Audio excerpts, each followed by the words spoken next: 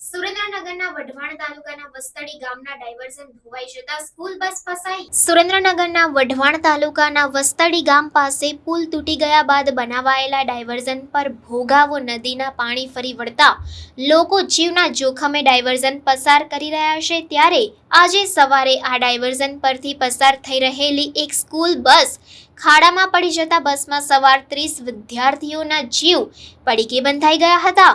ઘટનાની જાણ થતાં ગામ લોકો તાત્કાલિક ઘટના સ્થળે પહોંચી ગયા હતા અને તમામ વિદ્યાર્થીઓને બસની બારીમાંથી અને ડ્રાઈવરના દરવાજામાંથી બહાર કાઢી બચાવવામાં આવ્યા હતા. બસ જે જગ્યાએ ફસાઈ ગઈ હતી તેની બાજુમાં જ 7 ફૂટ પાણી ભરેલું હતું. સદનસીબે બસ પલટી ન જતા મોટી જાનહાનિ સર્જાતા અટકી હતી.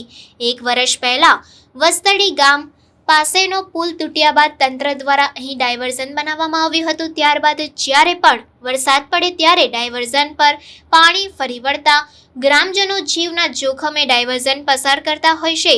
તેની વચ્ચે આજે આ અકસ્માત સર્જાયો હતો. ત્યારે સવાલ એ ઊભો થાય છે કે આજે બનેલી ઘટના માટે જવાબદાર કોણ?